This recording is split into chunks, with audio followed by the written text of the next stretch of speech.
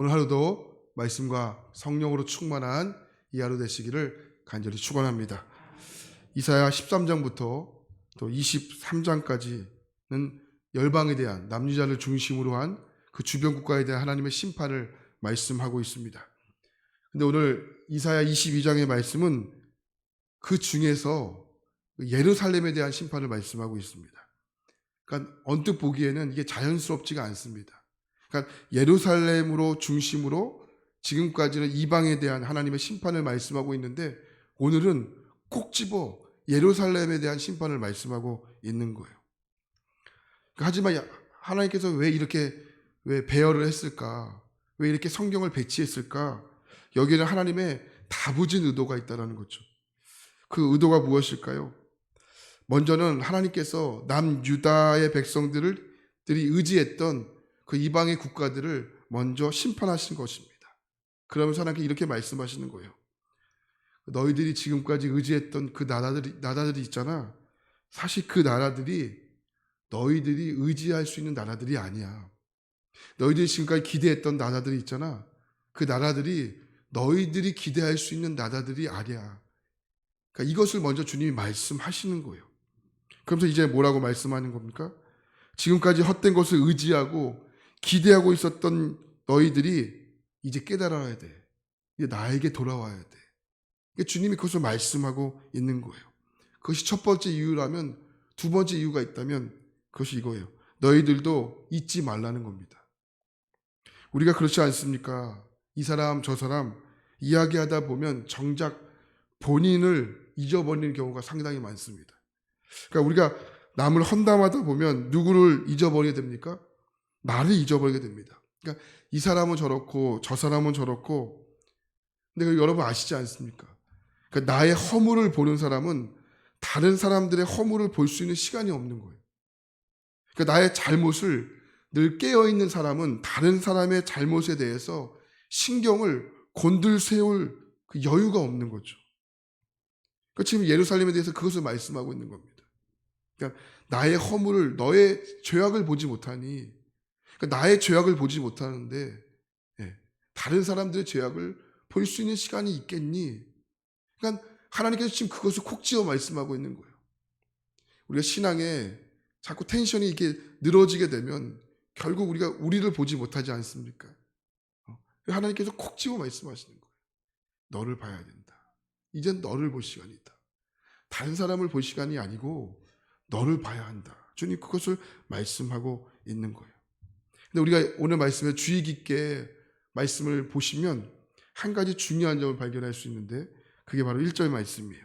자, 1절 말씀 보겠습니다. 1절입니다. 환상의 골짜기에 관한 경고라. 내가 지붕에 올라감은 어찌함인고. 제가 예루살렘의 경고라고 말씀하지 않았습니까? 근데 왜 예루살렘에 관한 경고라고 말씀하지 않고 어떻게 표현하고 있죠? 환상의 골짜기에 이렇게 말해요. 이것을 모순어법이라고 이야기하는데 어제 우리가 이사야 21장을 살펴보았는데 똑같은 내용이 나와요. 21장 1절에 보면 이렇게 말하죠. 해변 광야에 관한 경고라 이렇게 말하죠. 해변 광야, 21장은 바벨론에 관한 하나님의 심판을 말씀하고 있거든요. 근데 바벨론에 관한 경고라고 말씀하지 않고 해변 광야 이렇게 표현했어요. 여러분 해변은 어떤 곳이죠? 물이 풍부한 곳이잖아요. 그러니까 비옥한 땅이잖아요. 근데 광야예요. 광야는 어떤 곳입니까? 메마른 곳이잖아요. 그러니까 죄송합니다. 그러니까 맞지가 않아요. 풍부한데 메말랐어요. 이게 뭔 말입니까? 겉과 속이 다르다는 거예요. 그러니까 겉은 바벨론이 남유다 예루살렘을 이렇게 위한 것 같지만 속은 항상 언제 멸망시킬까, 언제 침투할까, 이것을 항상 노리고 있다는 거죠. 자, 오늘 말씀에서도 바벨론, 그러니까 예루살렘 또는 시온산이라고 표현하지 않고 환상의 골짜기라고 표현합니다. 왜 그럴까요? 예루살렘의 중심으로 많은 골짜기들이 있습니다. 뭐 기드온의 골짜기, 흰놈의 골짜기. 그러니까 성경에는 많은 골짜기들이 있습니다. 근데 여러분 예루살렘은요 해발 800m에 위치한 나라거든요. 그러니까 골짜기와는 어울리지 않습니다. 높이 솟아 있어요. 한눈에 봐서 저건 예루살렘이다 알 수 있는 곳에 예루살렘의 위치가 있어요. 근데 지금 골짜기라고 표현하는 겁니다. 여러분, 골짜기가 어떤 곳이에요? 산과 산 사이에 움푹 패여져 있는 어둡고 침침한 장소가 골짜기 아니겠습니까? 그러니까 예루살렘에게는 하고 골짜기는 전혀 어울리지 않는 표현입니다. 근데 이사야가 환상을 본 거예요. 환상을 봤을 때 예루살렘이 높이 솟아 있는 것이 아니고 움푹 패져 있는 거예요. 아주 어둡고 음침하고 침침한 곳에 예루살렘이 움푹 파져 있었다는 겁니다. 웅장한 모습이 아닙니다. 골짜기처럼 깊이 파져 있는 거예요. 어두운 곳이에요. 지금 바로 이사야 선지자가 보았던 환상 중에 보았던 예루살렘이 바로 이런 곳이었어요. 웅장하고 깊이 솟아있는 모습이 아니고 움푹 파져 있는, 아주 영적으로 타락해 있는, 영적으로 어두워 있는, 매우 우둔하여 있는 그 모습을 지금 이사야 선지자가 본 거예요. 그것을 보고 22장에 기록을 한 겁니다. 우리가 자주 사용하는 말 중에 우물 안에 개구리라는 말이 있어요. 이 말 뜻 아시지 않습니까? 우물 안에서 사는 개구리가 하늘이 얼마나 넓은지, 바다가 얼마나 깊고 여러분 넓은지 그냥 우물 안에 있기 때문에 그것을 정확히 파악할 수가 없는 거죠. 지금 예루살렘에 사는 남유다 백성들이 그거예요. 그러니까 우물 안에 있는 거예요. 우물 안에 있어서 바벨론만 보고 아수르만 보고 애굽만 보니까 높고 높게 계신 하나님을 보지를 못하는 겁니다. 오늘 말씀 1절에 보니까 이렇게 표현하죠. 후반절에 보니까 내가 지붕에 올라가면 어찌함인고 이렇게 표현해요. 어디에 올라가 있다는 겁니까? 지붕에 올라가 있다는 거예요.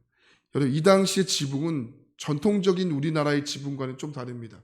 우리는 이게 가옥이 이렇게 지붕이 이렇게 산처럼 생겨 있죠. 지금은 그렇지 않지만 옛날 전통적인 집은 가옥이 이렇게 산처럼 생겨 있잖아요. 지금 뭐 아파트도 많고 또 빌라도 많이 있기 때문에 지붕의 개념보다는 옥상의 개념이 참 많이 있지만요. 이 당시에 남유다의 백성들의 지붕은 지붕의 개념이 상당히 이렇게 넓습니다. 그러니까 지붕은요, 잔치를 벌이거나 휴식을 취하거나 멀리 보는 관측의 장소였습니다. 그러니까 지금 우리식으로 이야기하면 뭐가 어울릴까요? 루프탑? 이런 개념이 맞겠죠. 요즘에 우리나라에도 루프탑 개념이 많잖아요. 뭐 카페도 많고 레스토랑도 많고 그죠? 그런 개념들이 우리나라에도 많이 생기고 있지 않습니까? 그러니까 성경에서 이 바로 지붕이라는 곳은요, 어떤 곳이냐면 범죄가 많이 일어났던 곳이었어요. 다윗이요, 아침에 다윗이 잠에서 깬 다음에 어디에 올라가죠? 옥상에 올라가죠. 옥상에 올라간 다음에 지붕에 올라간 다음에 뭘 봐요? 밧세바를 보잖아요. 밧세바를 본 다음에 범죄할 생각을 품게 됐잖아요. 그러니까 이스라엘 백성들에게 지붕은요, 범죄의 장소였습니다. 우리나라 성경에는 써 있지 않지만 여기 한 가지 중요한 단어가 써 있는데 그게 뭐냐면 클라크라는 단어예요. 이 단어가 뭐냐면 너희 모두가 라는 단어예요. 그러니까 지금 예루살렘에 사는 모든 유다 백성들이요, 한 사람도 제외 없이 지금 어디에 올라가 있다는 거예요? 지붕에 올라가 있다는 거예요. 그러니까 감이 오시죠? 지붕에 왜 올라가 있을까요? 죄짓기 위해 올라간 거예요. 범죄하기 위해 올라간 거예요. 하나님께 돌아올 생각을 하지 않고 지금 지붕에 올라가 먹고 마시고 흥청망청 죄를 짓기 위해서 지금 지붕에 올라가 있는 거예요. 이것을 지금 이사야 선지자가 보면서 안타까움을 전하고 있는 거예요. 너희들 도대체 무슨 빙장 짓을 하고 있는 거냐? 지금 너희들이 그럴 시간이 있느냐? 안타까움을 전하고 있는 거예요. 하나님의 감동으로 성경을 쓰고 있는 이사야 선지자가 13장부터 남유다를 중심으로 하나님의 심판을 전하고 있는데 하나님이 이제는 콕 집어 22장에 말씀하고 있는 거예요. 지금은 너희들이 이 말씀을 들을 때다. 너희들에게 지금 이 말씀이 들려질 때다라고 하나님 말씀하고 있는 거예요. 부모님들이 자녀를 보면서 마음이 안타까운 것이 있다면 뭘까요? 그러니까 부모님들은 자녀들보다 죄송하지만 인생을 좀 더 이렇게 사셨지 않습니까? 그러니까 지금 준비하지 않으면 안 되는데 쟤는 어떻게 매일같이 연애만 하고 정신을 차리지 못하고 아침에 나갈 때 머리에 힘을 주고 나가지만 그럴 때가 아니고 인생의 힘을 주어야 하는데, 여러분 그런 안타까운 마음이 들지 않습니까? 먼저 보았기 때문에 고민이고, 먼저 보았기 때문에 가슴이 먹먹하고, 먼저 보았기 때문에 답답한 것이 아니겠습니까? 그래서 성경은 믿음을 한마디로 이렇게 정의하잖아요. 히브리서 11장 1절 보면 믿음은 바라는 것들의 실상이고 보이지 않는 것들의 증거다. 그러니까 이 말씀에 따르면 믿음이 무엇입니까? 보이는 것만 보는 것이 아니고 보이지 않는 것을 볼 수 있는 이것이 믿음이라고 설명하는 겁니다. 근데 여러분, 예루살렘에 사는 유다 백성들이 지금 보는 것을 보지 못하는 거예요. 그게 뭡니까? 하나님입니다. 그래서 이사야 선지자가 답답함을 호소하는 거예요. 자, 2절과 3절 말씀 보니까 그것을 이렇게 표현하죠. 자, 2절과 3절 말씀을 우리 심차게 한번 읽겠습니다. 준비 시작. 소란하며 떠들었던 성,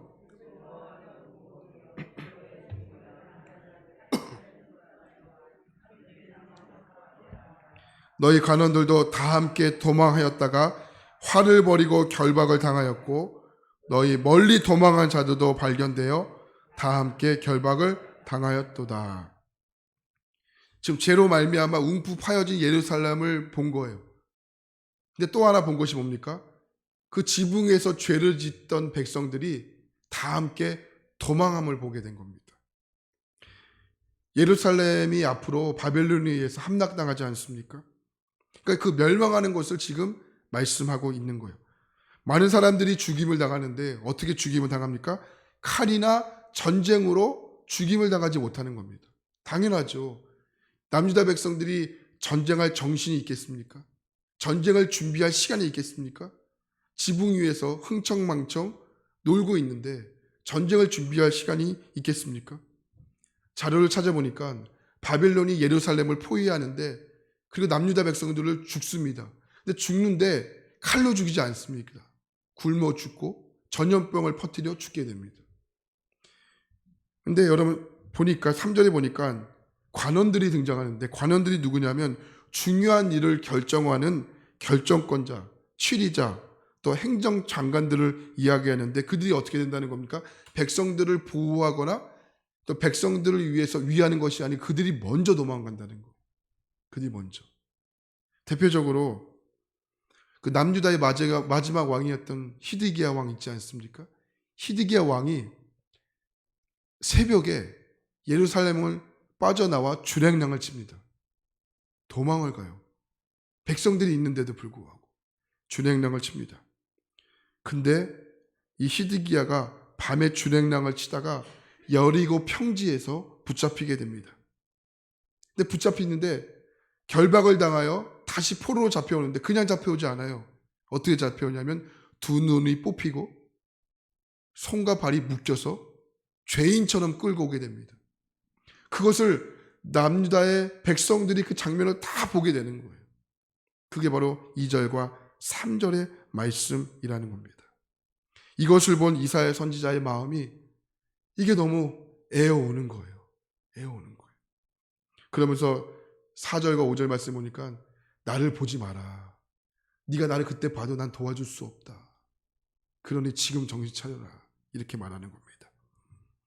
여러분, 우리가 신앙이라는 말을 참 많이 쓰지 않습니까? 신앙이라는 말은 어떤 뜻입니까? 믿을 신자와 우러르다, 바라보다, 이 뜻을 가진 앙자, 이게 합쳐져서 신앙을 의미하는 겁니다. 그러니까 다시 말하면 신앙은 뭡니까? 믿음으로 보는 거예요. 이게 신앙입니다. 그러니까 신앙생활이 왜요? 뭡니까? 믿음으로 하나님을 바라보는 것, 이렇게 살아가는 것, 이게 바로 신앙생활이라는 겁니다. 근데 여러분, 신앙은요 확장성이 있습니다. 그러니까 내가 어떤 일을 만나도 주님을 바라보잖아요. 그러니까 신앙 확장성이 있기 때문에, 그러니까 내가 바라보면 내 옆에 있는 사람들도 바라보게 되고 내 가족도 바라보게 되고, 그러니까 신앙은 퍼져나가게 되어 있는 겁니다. 그러니까 내가 주님을 바라보는 분위기를 만들면 자연스럽게 그 분위기는 형성이 되는 거예요. 그러니까 여러분 속회가 있지 않습니까? 그러니까 속회가요 뭐냐면 이게 주님을 바라보는 이야기를 하는 거예요. 그러니까 속회를 만나서 그러니까 딴 얘기하지 마시고 내가 주님을 바라보는 것들, 뭐 속회도 마찬가지고 뭐 셀 모임도 마찬가지고 다 마찬가지. 그러니까 내가 주님을 바라보는 이야기를 하는 것, 이게 바로 속회 모임이 돼야 하는 겁니다. 내가 이런 일이 있었는데 시선 뺏기지 않고 주님을 바라보았어. 그럼 또 속도원들도 아유 나도 이런 일이 있었는데 주님을 바라보았어. 그러니까 이런 이야기를 하는 것이 바로 속회라는 것입니다. 그러니까 내가 주님을 바라보는데 옆에 있는 속도원이 그런 결심을 하지 않겠습니까? 그래서 여러분 속회에서는 절대로 다른 이야기를 해서는 안 되고 세상 돌아가는 이야기를 해서는 안 됩니다. 은혜 받은 이야기, 주님을 바라봤던 이야기, 왜냐하면 신앙은 확장속이 있기 때문에 신앙은 퍼져가는 것이 있기 때문에 여러분 그런 이야기를 할 수 있기를 축원합니다. 찬송가 528장을 보면 후렴에 이런 이야기가 있어요. 오라 오라 방황치 말고 오라 죄 있는 자들아 이리로 오라 주 예수 앞에 오라.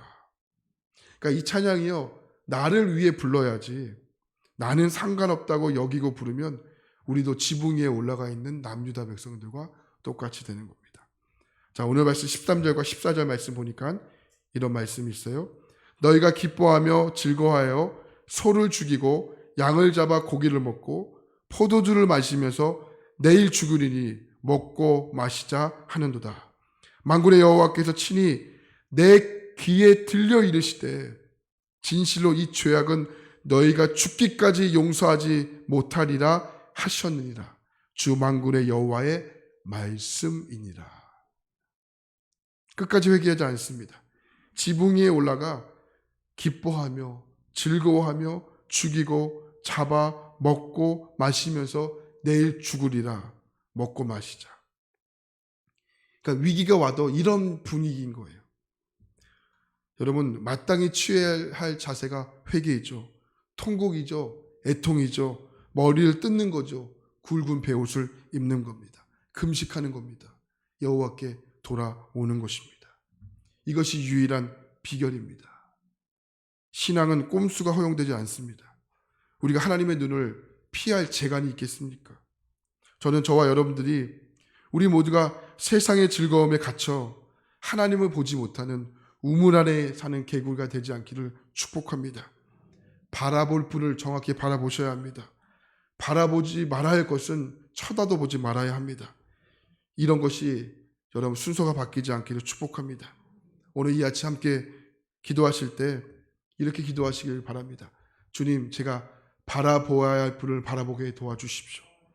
이 순서가 바뀌지 않도록 주님 지켜주십시오. 여러분 함께 기도하시기 바랍니다. 그래서 여러분 오늘 새롭게 주어진 여러분의 하루가 승리를 위한 몸부림, 믿음을 위한 몸부림으로 오늘 주님을 바라보며 승리하는 복된 하루가 될 수 있기를 간절히 축원합니다. 기도하겠습니다.